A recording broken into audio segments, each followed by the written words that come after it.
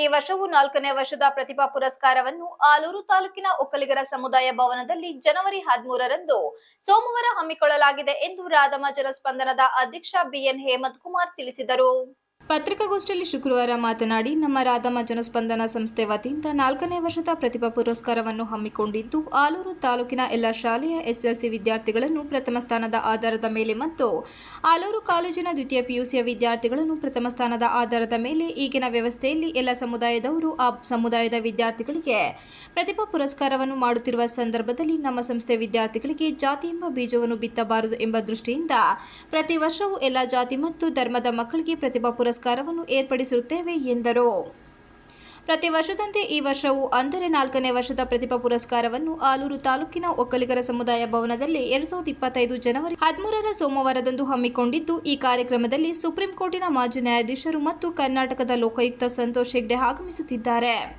ಇವರೊಂದಿಗೆ ವಿಧಾನ ಪರಿಷತ್ ಉಪಸಭಾಪತಿಗಳು ಎಂಕೆ ಪ್ರಾಣೇಶ್ ಮತ್ತು ಆಲೂರು ಮತ್ತು ಸಕಲೇಶಪುರ ಶಾಸಕರಾದ ಸಿಮೆಂಟ್ ಮಂಜುನಾಥ್, ಬೇಲೂರು ಶಾಸಕರಾದ ಎಚ್ಕೆ ಸುರೇಶ್, ಮಾಜಿ ಶಿಕ್ಷಣ ಸಚಿವರಾದ ಎನ್ ಮಹೇಶ್ ಹಾಗೂ ಕಾರ್ಯಕ್ರಮದ ಅಧ್ಯಕ್ಷತೆಯನ್ನು ಜಿಲ್ಲೆಯ ಹಿರಿಯರಾದಂತಹ ಅರಕಲಗೂಡು ಮಾಜಿ ಶಾಸಕರಾದ ಎಟಿ ರಾಮಸ್ವಾಮಿ ಅವರು ವಹಿಸಿದ್ದು ಮತ್ತು ಮತ್ತೊಬ್ಬ ಹಿರಿಯರಾದ ಮಾಜಿ ಶಾಸಕರಾದ ಸಿಎನ್ ಪುಟ್ಟೇಗೌಡರು ಗೌರವ ಉಪಸ್ಥಿತಿ ವಹಿಸಿಕೊಂಡಿದ್ದಾರೆ. ಈ ಕಾರ್ಯಕ್ರಮಕ್ಕೆ ಸ್ಥಳೀಯರು ಮತ್ತು ಊರಿನ ಎಲ್ಲ ಮುಖಂಡರು ಭಾಗವಹಿಸಲಿದ್ದಾರೆ ಎಂದು ಹೇಳಿದರು. ಶಿಕ್ಷಣ ಸಚಿವರಾದಂತಹ ಕೊಳ್ಳೇಗಾಲ ನಮ್ಮ ಮಹೇಶ್ ಅಣ್ಣನವರು ಮತ್ತೆ ಎಟಿ ರಾಮಸ್ವಾಮಿ ಸಾಹೇಬರಿಗೆ ಹಿರಿಯರು ಇದ್ದಾರೆ. ಈ ಜಿಲ್ಲೆಯಲ್ಲಿ ಅರಕಲಗೂಡಿನ ಮಾಜಿ ಶಾಸಕರು ಅವರಿಗೆ ಅಧ್ಯಕ್ಷತೆಯನ್ನು ವಹಿಸಿದ್ದೀವಿ.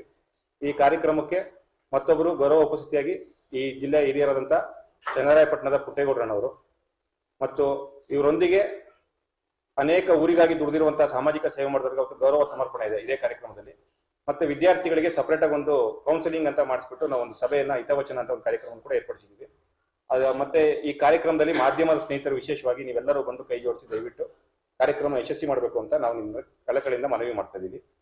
ಮತ್ತೆ ಊರಿನ ನಾಗರಿಕರು, ಸ್ಥಳೀಯ ಊರಿನ ನಾಗರಿಕರು ಪ್ರತಿಯೊಬ್ರು ಕೂಡ ಇದು ವೈಯಕ್ತಿಕ ನನ್ನ ಕರೆಯೋಲೆ ಅನ್ಕೊಂಡು ಕೆಲವರಿಗೆ ನಮ್ಗೆ ಗೊತ್ತೇ ಇಲ್ಲ ಅನ್ನೋದು ಬರಬಾರ್ದು. ನಾವೆಲ್ಲ ಮಾಧ್ಯಮದಲ್ಲಿ ಅವ್ರಿಗೆ ರಿಕ್ವೆಸ್ಟ್ ಮಾಡ್ತಾ ಇದೀವಿ.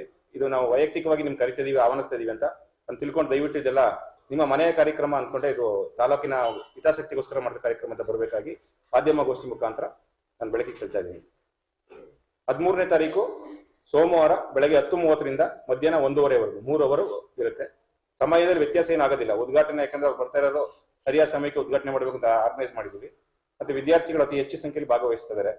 ಅದ್ರ ಜೊತೆಗೆ ಊರಿನ ನಾಗರಿಕರು ಕೈ ಜೋಡಿಸಬೇಕು. ಮತ್ತೆ ಮಾಧ್ಯಮದವರು ವಿಶೇಷವಾಗಿ ಮತ್ತೊಮ್ಮೆ ಮನವಿ, ನಿಮ್ಮ ಜಿಲ್ಲಾ ಮಾಧ್ಯಮದವರು ಸಹ ದಯವಿಟ್ಟು ಬರಬೇಕು. ಮತ್ತೆ ಮಧ್ಯಾಹ್ನ ಎಲ್ಲರಿಗೂ ಉಪಹಾರದ ವ್ಯವಸ್ಥೆ ಇರುತ್ತೆ.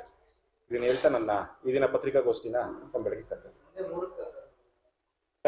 ಪತ್ರಿಕಾಗೋಷ್ಠಿಯಲ್ಲಿ ಕಾರ್ಯದರ್ಶಿ ಶ್ರೀಕಾಂತ್, ನಿರ್ದೇಶಕ ಸಿ ಸೋಮಶೇಖರ್, ನವೀನ್, ಕಿರಣ್ ಇತರರು ಉಪಸ್ಥಿತರಿದ್ದರು. Srinivas, TV 46 Malenadu news, Hassan.